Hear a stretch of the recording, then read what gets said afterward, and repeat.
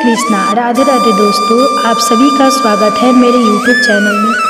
आप सभी आज श्रोताओं श्रवण करेंगे हमारे चैनल पे कामदा एकादशी व्रत कथा। अगर वीडियो अच्छी लगेगी तो वीडियो को लाइक कीजिएगा और चैनल पे नए हैं तो चैनल को सब्सक्राइब करके बेल आइकन को ऑन कर लीजिएगा ताकि ऐसे ही वीडियो की नोटिफिकेशन आप सबके पास सबसे पहले पहुंचे। और वह है चैत मास शुक्ल पक्ष में आने वाली कामदा एकादशी। बड़ी ही प्रश्न चित्रण से इस कथा का द्वारा कहा गया है कि गंगा गया काशी, पुष्कर कुरुक्षेत्र, रेवा, वेदिका, यमुना और चंद्रभागा में से कुछ भी भगवान हरि के दिवस एकादशी के समान नहीं है। हे राजन, यदि कोई अनजाने में भी एकादशी का पालन कर ले तो उसके समस्त पाप तत्क्षण जलकर भस्म हो जाते हैं और वे सरलतापूर्वक आध्यात्मिक लोक को प्राप्त होता है। तो आइए चैत मास के शुक्ल पक्ष की इस कामदा एकादशी पर उसकी विशेष कथा और महिमा का श्रवण करते हैं। इस व्रत का पालन करने से समस्त पाप नष्ट हो जाते हैं और व्रत के पालनकर्ता को संतान प्राप्ति होती है। जी हाँ, यह एकादशी का पालन करने से और उसकी कथा का संपूर्ण श्रवण करने से मनुष्य को सभी मनोवांछित फल को प्राप्त होता ही है। लेकिन जो दंपति संतान प्राप्ति के लिए इच्छुक हैं, उनके द्वारा इस एकादशी का संपूर्ण श्रद्धा और निष्ठापूर्वक पालन करने से उन्हें एक सुयोग्य संतान की प्राप्ति भी होती है। इन वैदिक व्रत कथाओं के बारे में यह भी कहा जाता है कि इनका संपूर्ण फल इस कथा को पूर्ण रूप से सुनने या पढ़ने से ही प्राप्त होता है। आधा अधूरा करने से कोई भी कार्य सफल नहीं होता। तो चलिए कामदा एकादशी व्रत कथा का श्रवण करते हैं, उसके बाद तुलसी माता की श्रवण करेंगे। तो इसके लिए हम एक सवारी करते हैं अपने काल यंत्र की और सीधे चलते हैं युधिष्ठिर महाराज के महल में, जहाँ भगवान श्री कृष्ण और युधिष्ठिर महाराज के बीच में महत्वपूर्ण संवाद हो रहा है। इस कथा का वर्णन हमें वराह पुराण में प्राप्त होता है। एक समय युधिष्ठिर महाराज ने भगवान श्री कृष्ण से पूछा, हे केशव, मेरा प्रमाण स्वीकार करें और कृपया आप मुझे चैत मास के शुक्ल पक्ष में आने वाली एकादशी के विषय में बताएं। इस एकादशी का नाम क्या है और इसका महात्म्य क्या है? इस व्रत को पालन करने की विधि भी मुझे अवश्य बताएं। प्रभु, युधिष्ठिर महाराज की बात सुनकर भगवान ने उत्तर देते हुए कहा, हे प्रिय युधिष्ठिर महाराज, एक समय की बात है जब प्रभु रामचंद्र के पितामह महाराज दिलीप ने भी अपने गुरु वशिष्ठ ऋषि से यही प्रश्न किया था। उस समय उन्होंने जो वर्णन कर सुनाया था उसे अब आप ध्यानपूर्वक सुनिए। अनेक वर्षों पूर्व रतनपुर नामक गंधर्व और किन्नरों का एक राज्य था। उसमें पुंडर राजा निवास करते थे। गंधर्व और किन्नरों का यह राज्य स्वर्ण और कीमती रत्नों से सुशोभित था। चारों ओर सुख समृद्धि और प्रसन्नता का वास था। इस राज्य में ललित नाम का एक गंधर्व अपनी पत्नी ललिता के साथ रहता था। ललिता एक विशेष नर्तकी थी। उन दोनों में अत्यंत प्रेम था। उनके घर में हर प्रकार की सुख संपत्ति थी और उनके संबंध में इतनी प्रगाढ़ता थी कि वे दोनों एक क्षण भी एक दूसरे के बिना नहीं रह सकते थे। एक बार राजा पुंडर की सभा में सभी गंधर्व द्वारा गायन और नृत्य का कार्यक्रम चल रहा था। उस सभा में गंधर्व ललित भी था, लेकिन उसकी पत्नी वहां ना होने के कारण उसका मन थोड़ा विचलित था और बार बार वह अपनी पत्नी का स्मरण कर रहा था। इस कारण से उसका स्वर बिगड़ गया और उसी समय उस राजा के दरबार में बैठे हुए एक रसाल सर्प जिसका नाम करकोटक था, उसने ललित के नृत्य और गायन में होने वाली इस विसंगतता को देख लिया और उसे राजा को जाकर कह सुनाया। जब राजा को इस बात का पता चला तो वे अत्यंत क्रोधित हो गए। उन्होंने इस बात को स्वयं का अपमान समझा। गंधर्व ललित अपनी पत्नी के विचारों में मग्न था, इस कारण वह अपने कर्तव्य से चूक गया।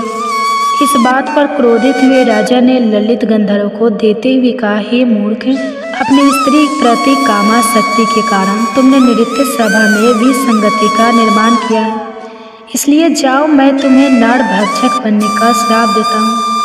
राजा द्वारा इस प्रकार श्राप मिलते ही ललित गंधर्व एक भयावह नरभक्षी में परिवर्तित हो गया।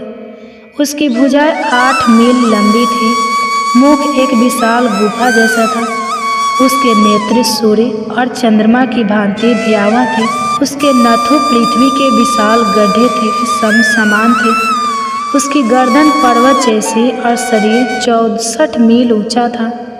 इस प्रकार नारभक्षी के रूप में ललित गंधर्व यातना भुगतने लगा। उसकी पत्नी ललिता को जब इस बात का पता चला तो अपने पति के इस भयावह स्वरूप को देखकर शोकाकुल हो गई। अपने पत्नी वर्मा धर्म को निभाते हुए अब ललिता भी अपने पति के साथ जंगलों में भटकने लगी।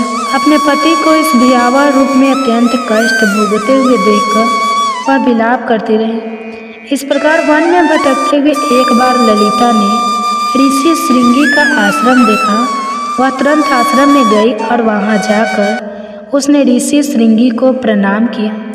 ललिता को देखकर आशीर्वाद देते हुए ऋषि श्रृंगी ने उससे पूछा, हे देवी, तुम कौन हो? तुम्हारे पिता कौन है? और तुम इस प्रकार यहाँ इस जंगल में क्या कर रही हो?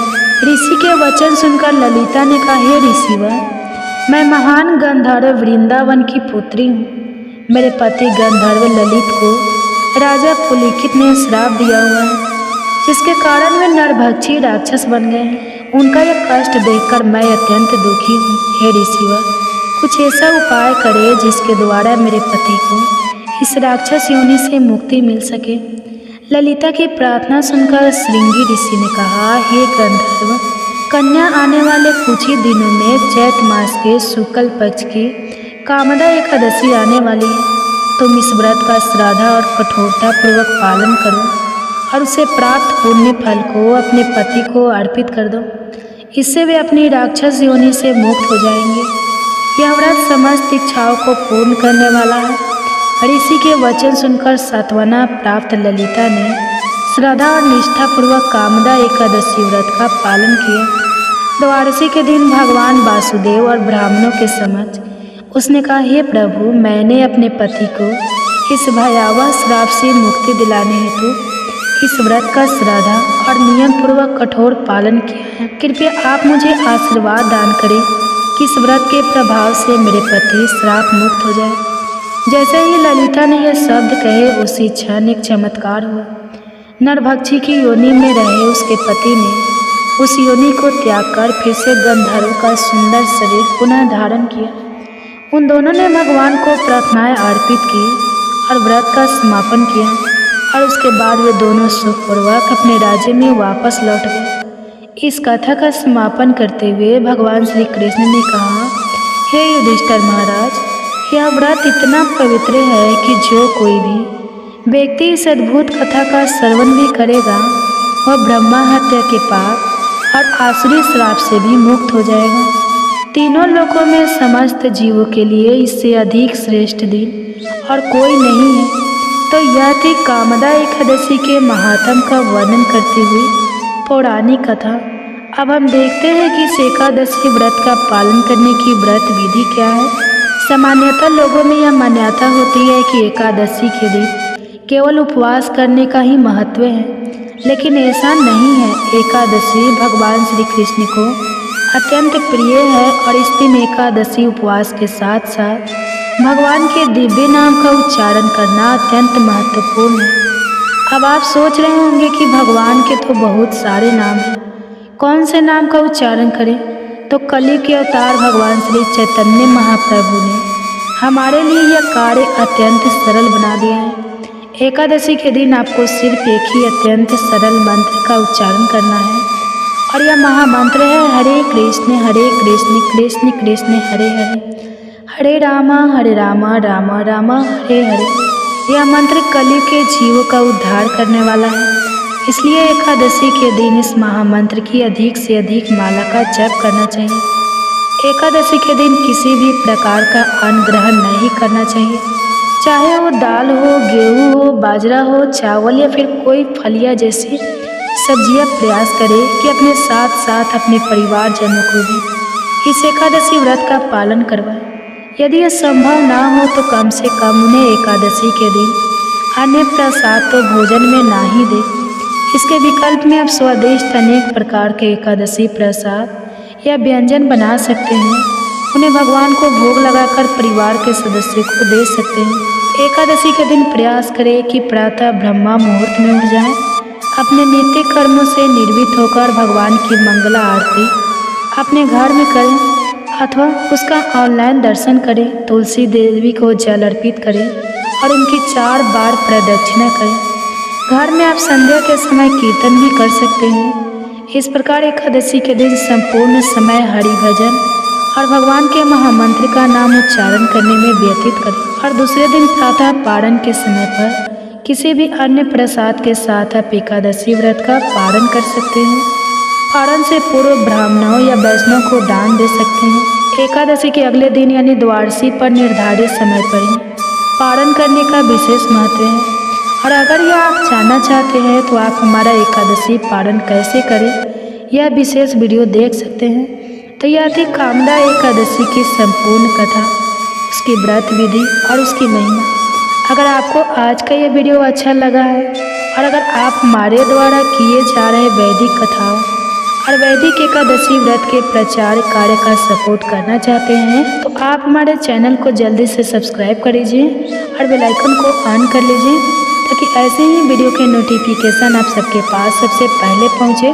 और हाँ, इस एकादशी कथा को अपने मित्रों परिवारजनों को शेयर कर दीजिए ताकि उन्हें भी कामदा एकादशी व्रत कथा सुनने का पुण्य फल प्राप्त हो। और अगर आप पहली बार इस चैनल पर आए हैं तो याद से आपके अपने इस चैनल को सब्सक्राइब कर लीजिए, क्योंकि यही वह चैनल है जहां पर आपको वेदों और पुराणों से प्रमाणभूत कथाएं मिलेगी, है ना, बिना किसी मिलावट के। तो चलिए समस्त कामना को पूर्ण करने वाली इस एकादशी का निष्ठा और श्रद्धापूर्वक पालन करते हैं और पूर्ण पुरुषोत्तम भगवान श्री कृष्ण के चरण कमलों में एक ही कामना प्रस्तुत करते हैं कि वे हमें अपनी शुद्ध प्रेमा भक्ति प्रदान करें। हरे कृष्णा। आप साथ ही सुनिए तुलसी माता की पावन कथा। तुलसी माता की बड़ी ही पावन कथा का श्रवण कराएंगे। तो श्रोताओं, आइए बड़े ही प्रसन्न चित्तमन से इस कथा का रसपान कीजिए। सौवन मुनि की पुत्री तुलसी अपूर्व सुंदरी थी। उनकी इच्छा थी कि उनका विवाह भगवान नारायण के साथ हो। इसके लिए उन्होंने नारायण पर्वत की घाटी में स्थित वद्री वन में घोर तपस्या की। दीर्घ काल तक तपस्या के उपरांत ब्रह्मा जी ने प्रसन्न होकर दर्शन दिया और वर मांगने को कहा। तुलसी जी ने कहा, सृष्टिकर्ता ब्रह्मा देव, आप अंतर्यामी हैं, सबके मन की बात जानते हैं। फिर भी मैं अपनी इच्छा आपसे बताती हूँ। मैं चाहती हूँ कि भगवान श्री नारायण मुझे पति रूप में मिले। ब्रह्मा जी ने कहा, तुम्हारा अभिसत्ता अपने पूर्व जन्म में किसी अपराध के कारण तुम्हें श्राप मिला है। इसी प्रकार भगवान श्री नारायण के एक पार्षद को भी दानव कुल में जन्म लेने का श्राप मिला है। दानव कुल में जन्म लेने के बाद भी उस समय नारायण का अंश विद्यमान रहेगा। इसलिए इस जन्म में पूर्व जन्म के पाप के शमन के लिए संपूर्ण नारायण तो नहीं मिलेंगे, लेकिन नारायण के अंश से युक्त दानव कुल में जन्मे उस श्रापग्रस्त पार्षद से तुम्हारा विवाह होगा। श्राप मुक्त होने पर भगवान श्री नारायण सदा सर्वदा के लिए तुम्हारे पति हो जाएंगे। तुलसी ने ब्रह्मा के इस वर को स्वीकार किया, क्योंकि मानव कुल में जन्म के कारण उस मायावी भोग को तो भोगना ही था। तुलसी वद्री वन में ही रहने लगी। नारायण का वह पार्षद दानव कुल में जलंधर के नाम से पैदा हुआ था। कुछ दिनों बाद वह भ्रमण करता हुआ वद्री वन में आया। यहाँ तुलसी को देखते ही वह उस पर मंत्र मुग्ध हो गया। तुलसी के सामने उसने अपने विवाह का प्रस्ताव रखा। इतने में ही वहाँ ब्रह्मा जी आ गए और तुलसी से कहा, तुलसी को देखो कैसा देवोप उसका स्वरूप है। दानव कुल में जन्म लेने के बाद भी लगता है जैसे इसके शरीर में नारायण का वास हो। तुम प्रस्ताव को सहज स्वीकार कर लो। तुलसी को भी लगा कि उसकी तपस्या पूर्ण हुई, उसे इच्छित फल मिला है। जलंधर के साथ उसका गंधर्व विवाह हो गया और वह जलंधर के साथ उसके महल में पत्नी बनकर आ गई। जलंधर ने अपनी परम सुंदरी सती साध्वी पत्नी तुलसी के साथ बहुत दिनों तक राज्य किया। उसने अपने राज्य का इतना विस्तार किया कि देवलोक तक उसके अधिकार में आ गया। स्वर्ग का सुख भोगने वाले देवताओं की दशा भिखारियों जैसी हो गई। जलंधर किसी को न कष्ट नहीं देता था, पर अधिकार और राज्य छीन जाने से सारे देवताओं मिलकर ब्रह्मा, विष्णु और शिव जी की सभा में गए तथा अपनी विपत्ति सुनाई। ब्रह्मा जी ने कहा, तुलसी परम साध्वी है, उसका विवाह जलंधर से मैंने ही कराया था। जलंधर को तब तक नहीं हराया या मारा जा सकता है जब तक तुलसी को ना छल किया जाए। विष्णु जी ने कहा, जलंधर पूर्व जन्म में मेरा पार्षद था। श्राप के कारण उसे दैत्य कुल में जन्म लेना पड़ा। इस जन्म में मैं भी, मेरा अंश उसमें व्याप्त है। साथ ही तुलसी के पतिव्रत धर्म से वह अजय है। फिर देवताओं की सहमति से भगवान शिव ने जलंधर के पास संदेश भेजा कि या तो वह देवताओं को राज्य लौटा दे या फिर उनसे युद्ध करे। जलंधर शंकर के पास पहुंचा। उसने कहा, देवाधिदेव, आपके लिए देवताओं का पक्ष लेना उचित नहीं है। राज्य बढ़ाना हर राजा का कर्तव्य है। मैं किसी को दुखी नहीं कर रहा हूँ। देवताओं से कहिए कि वे मेरी प्रजा बनकर रहें। मैंने आपका कोई भी अपमान नहीं किया है। हमारा आपका युद्ध शोभा नहीं देता है। अगर आप हार गए तो बड़ी लज्जा की बात होगी। मैं हार गया तो आपकी कीर्ति बहुत अधिक नहीं बढ़ेगी। भगवान शंकर फिर हंसने लगे। वे तो सब रहस्य समझते थे। तुलसी और जलंधर के पूर्व जन्म के श्राप की अवधि लगभग पूरी हो चुकी थी। फिर शंकर जी बोले, इसमें कीर्ति और लज्जा की बात नहीं है। तुम देवों के राज्य लौटाकर उन्हें उनके पद पर प्रतिष्ठित होने दो। युद्ध से बचने का यही एक उपाय है। जलंधर ने कहा, मैंने युद्ध के बल से देवलोक जीता है। कोई उसे युद्ध के द्वारा ही वापस ले सकता है। यह मेरा अंतिम उत्तर है। अब मैं जा रहा हूँ। ऐसा कहकर जलंधर चला गया। उसने अपनी पत्नी तुलसी को सारी बातें बताई और कहा, कर्म भोग सब काल सूत्र में बंधा है। जीवन में हर्ष, शोक, भय, दुख, सुख, मंगल, अमंगल काल के अधीन है। हम तो केवल निमित्त हैं। संभव है भगवान शिव देवों का पक्ष लेकर मुझसे युद्ध करे। तुम चिंता मत करना, तुम्हारा सती तेज मेरी रक्षा करेगा। दूसरे दिन भगवान शंकर के नेतृत्व में देवताओं ने युद्ध छेड़ दिया। जलंधर ने भीषण बाणों की वर्षा कर उनका वेग रोका। उसके प्रहार से देवता डगमगाने लगे। उसने दानवी शक्ति का प्रयोग कर मायावी युद्ध आरंभ किया। युद्ध स्थल पर वह किसी की भी दिखाई नहीं देता था, पर उसके अस्त्र शस्त्र प्रहार कर देवों को घायल कर रहे थे। देवगण अपने अस्त्र चलाए तो किस पर चलाए, क्योंकि कोई शत्रु सामने था ही नहीं। कई दिनों तक इस तरह भयंकर युद्ध चला। जलंधर पराजित नहीं हुआ। तब शिव जी ने विष्णु जी से कहा, विष्णु, कुछ तो उपाय करो, अन्यथा मेरा तो सारा यश मिट्टी में मिल जाएगा। विष्णु जी ने सोचा, बल से तो जलंधर को हराया नहीं जा सकता, इसलिए छल का सहारा लेना ही पड़ेगा। उन्होंने तुरंत अपना स्वरूप जलंधर जैसा बनाया और अस्त्र शस्त्र से सुसज्जित होकर तुलसी जी के पास पहुँच गए। बोले, प्रिय, मैं युद्ध जीत गया। सारे देवता भगवान शंकर समेत हार गए। इस खुशी में आओ मैं तुम्हें अपने अंग से लगा लूँ। पति को प्रत्यक्ष खड़ा देख तथा विजय का समाचार सुन वह दौड़कर मायावी जलंधर के गले से लिपट। इस प्रकार पति पत्नी दोनों ने आलिंगन कर खूब खुशी मनाई। पर पुरुष के साथ इस प्रकार के व्यवहार से उसका सती तेज नष्ट हो गया। उसका सारा तेज जो जलंधर की कवच के रूप में रक्षा कर रहा था, कवच नष्ट हो गया। जलंधर शक्तिहीन हो गया। यह जानते ही भगवान शंकर ने अपने त्रिशूल से प्रहार किया। त्रिशूल के लगते ही जलंधर जलकर भस्म हो गया। जलंधर के मरने की बात को जानकर विष्णु अपने असली रूप में आ गए। सामने अपने पति जलंधर के स्थान पर भगवान विष्णु को खड़ा देख तुलसी बहुत दुख हुई। उसे पता लग गया कि स्वयं नारायण ने उसके साथ छल किया है। क्रोध में आकर तुलसी जी ने श्राप दिया, एक सती स्त्री का सतीत्व भंग करने के अपराध में तुम हृदयहीन पत्थर हो जाओ। विष्णु जी ने तुलसी के श्राप को सिरोधार्य कर कहा, देवी, तुम्हारे तथा जलंधर के कल्याण के लिए मुझे ऐसा करना पड़ा। तुम दोनों को श्राप मुक्त करना था। तुम भी अब अपना शरीर त्याग तुलसी बिरवा के रूप में जन्म लोगी और मेरी पूजा तुलसी दल्स की होगी। मैं शालिग्राम पत्थर बनूंगा। मेरी शीश पर तुम आदर से विराजमान होगी। तुम्हारे पति की हड्डियों के चूर्ण से शंख की उत्पत्ति होगी। उस शंख ध्वनि से देवताओं तथा मेरी पूजा आराधना होगी। जहाँ शंख ध्वनि होगी वहाँ मंगल में मैं विराजमान रहूँगा।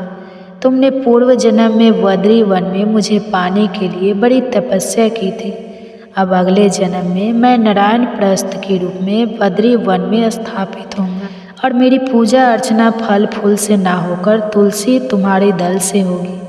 मेरी शीश पर विराजमान होकर तुम मुझसे भी ऊंचा पद प्राप्त करोगे। बोलिए श्री लक्ष्मी नारायण भगवान की जय। बोलिए श्री तुलसी जी शालिग्राम जी की जय। जय जय श्री राधे कृष्ण। अब आइए तुलसी की एक और पौराणिक कथा का श्रवण करते हैं, ननद और भाभी की कथा। बात है, एक परिवार में ननद और भाभी साथ साथ रहा करती थी। ननद का विवाह अभी नहीं हुआ था।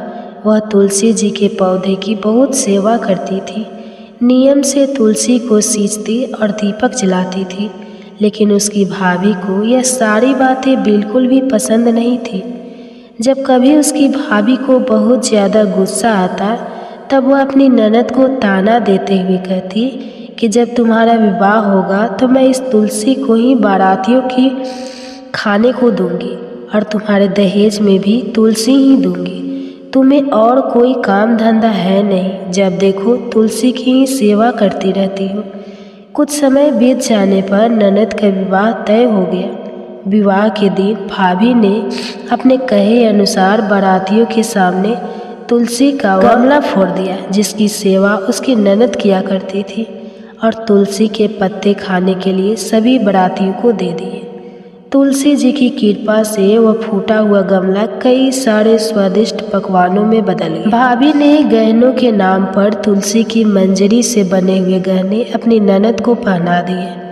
तुलसी जी की कृपा से देखते ही देखते तुलसी जी की मंजरी से बने वह गहने भी सुंदर सोने जवाहरात में बदल गए। इतना ही नहीं, भाभी ने मारे क्रोध के वस्त्रों के स्थान पर तुलसी का जनेऊ रख दिया और वह भी रेशमी और सुंदर वस्त्रों में बदल गया।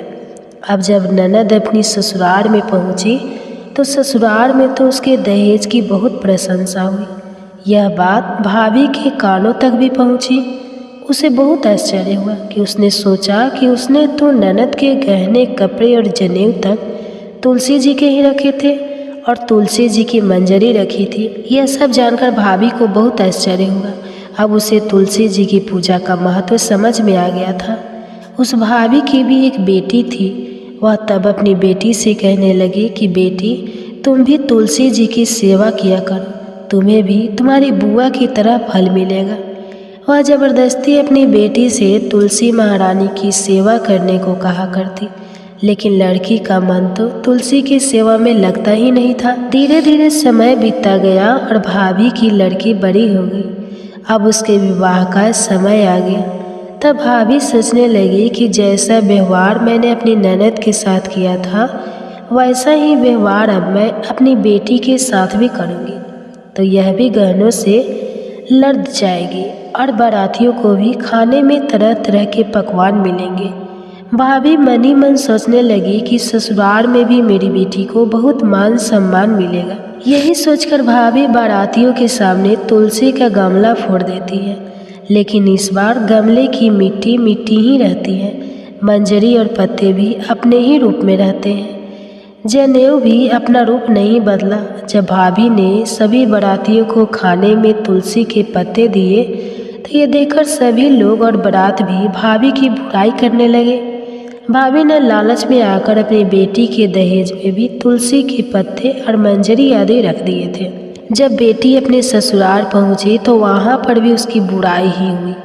भाभी गुस्से के कारण कभी भी अपनी ननद को नहीं बुलाती थी। एक दिन भाई ने सोचा कि मेरी पत्नी तो मेरी बहन को बुलाती नहीं है, क्यों ना मैं ही अपनी बहन से मिलकर आऊँ। यह सोचकर उसने अपनी पत्नी से कहा और कुछ उपहार अपनी बहन के लिए ले जाने की बात कही। तो भाभी ने थैले में ज्वार भरकर कह दिया कि यह लो और कुछ नहीं है, तुम यही लेकर जाओ। तब भाई बहुत दुखी मन से अपनी बहन के पास चल दिया। रास्ते में वह सोचता रहा कि कोई भला भाई अपनी बहन के घर ज्वार कैसे ले जा सकता है। यही सोचकर वह गौशाला के पास रुक गया और ज्वार का वह थैला उसने गाय के सामने पलट दिया। तभी एक ग्वाले ने यह सब देख लिया। तब उस ग्वाले ने आकर उसके भाई से कहा कि अरे, आप गाय के सामने यह हीरे मोती और सोना क्यों डाल रहे हो, इसे तो घास डालनी होती है। तब भाई ने मुड़कर देखा तो वह हैरान रह गया। फिर भाई ने ग्वाले की सारी बात बताई और धन लेकर खुशी खुशी अपनी बहन के घर चल दिया। दोनों भाई बहन एक दूसरे को देखकर बहुत प्रसन्न हो गए।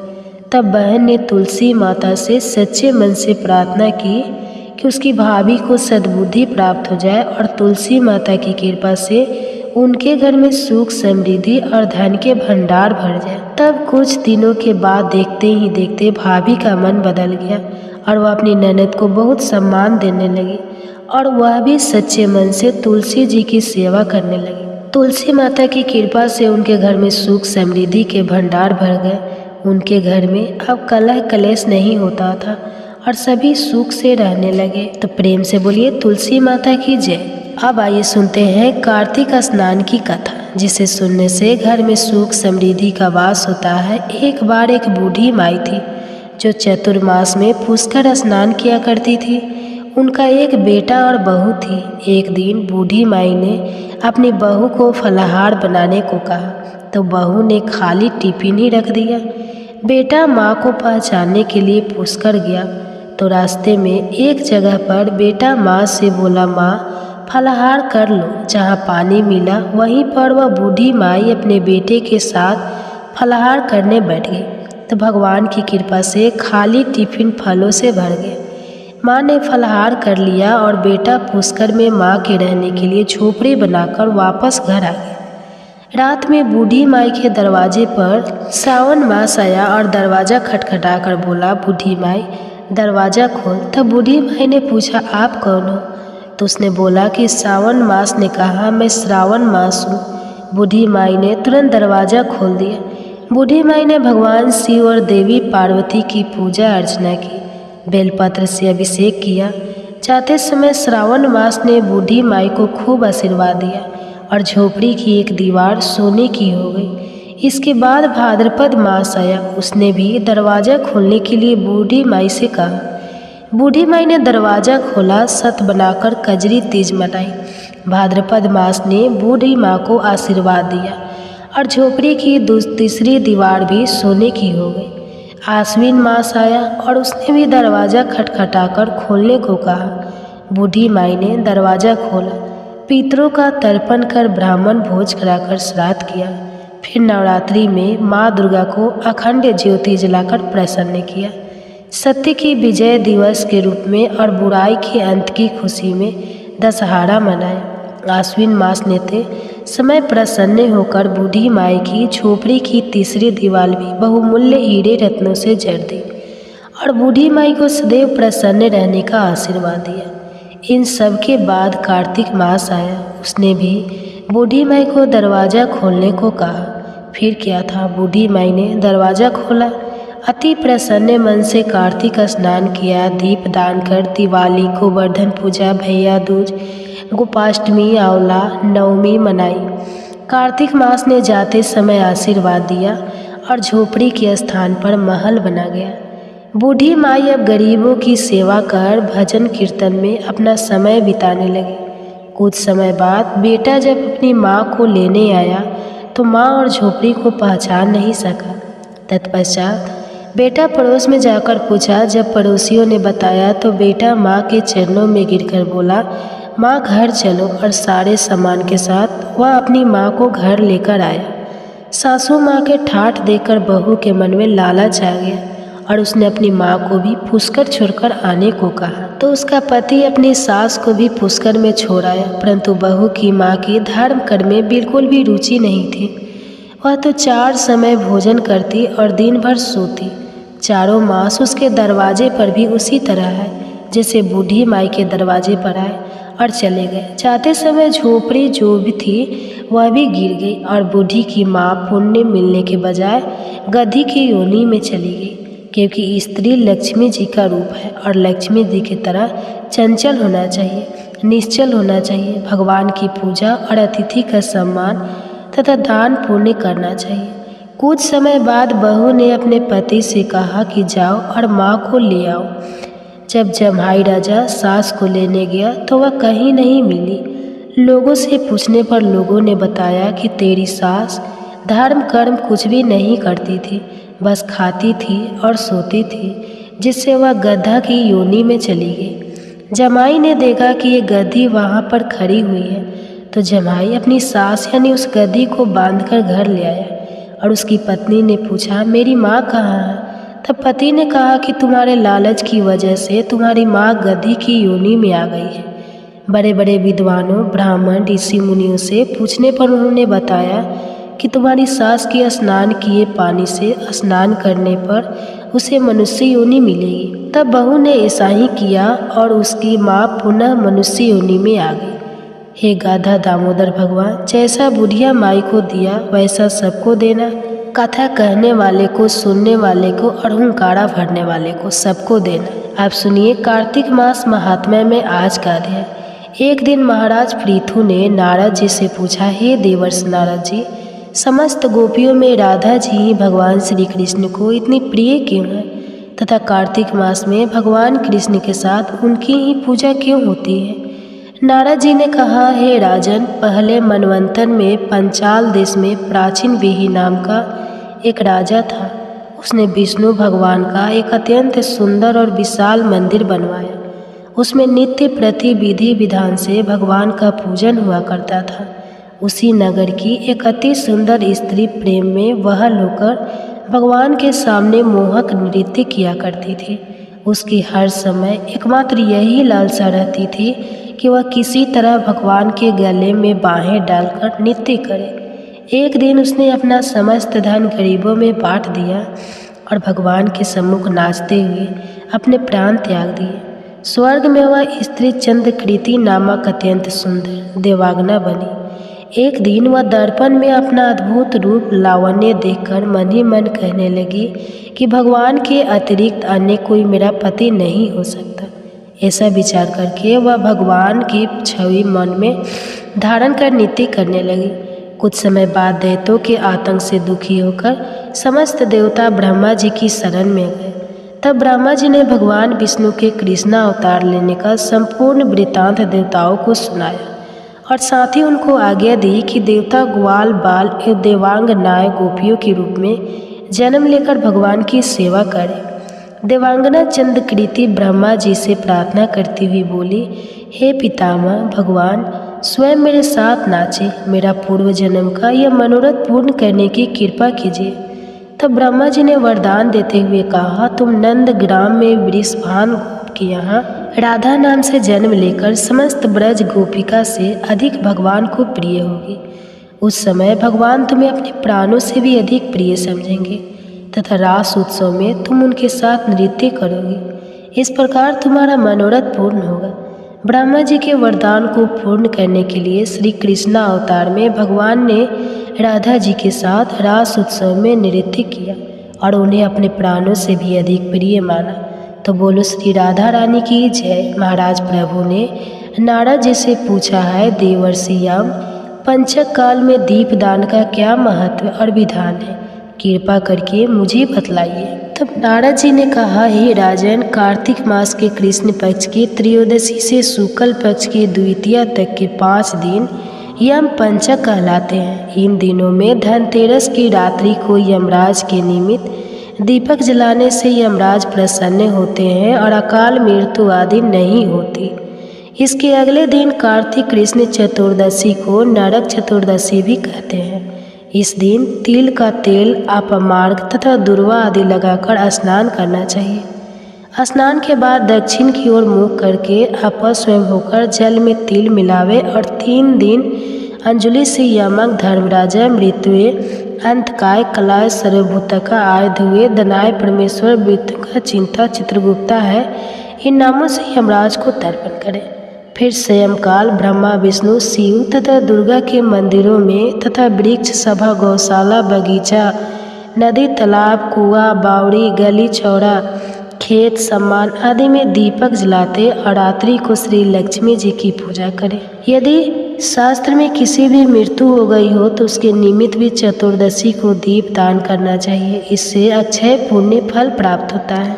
इसके बाद कन्या, ब्रह्मचारी तथा तपस्वी जी है कौर की अमावस्या अर्थात दीपावली के दिन भी स्नान आदि से निर्वित होकर पितरों का पूजन और श्राद्ध करके ब्राह्मणों को भोजन करावे।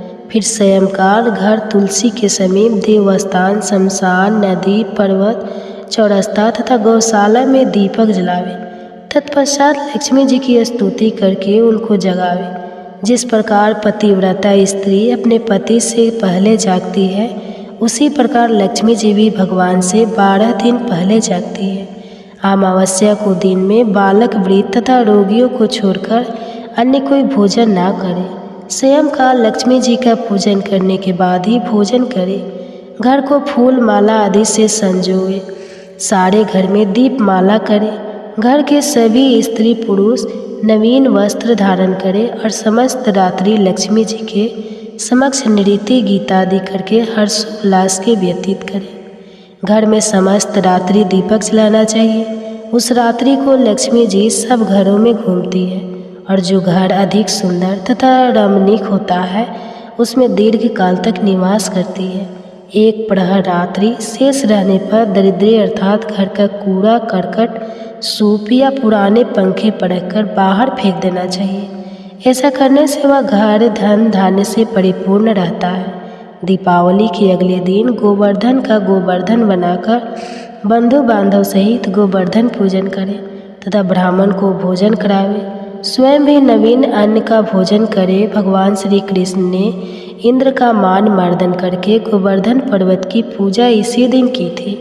सायंकाल के समय गौ तथा वृषभ अर्थात बैल की पूजा करें तथा अपने परिवार के भरण पोषण और रक्षा के लिए उनसे प्रार्थना करें। इसी दिन सायंकाल के समय बलि तथा उसकी पत्नी विद्यावती की मूर्ति बनाकर पूजन तथा दान आदि क्रियाएं करने से परिवार सुखी तथा समृद्ध रहता है। इसके आगे का वृतांत आप सभी आने वाले अध्याय में सुनिए। जय श्री कृष्णा, राधे राधे। अगर वीडियो पसंद आई तो हमारे चैनल को सब्सक्राइब करें। धन्यवाद।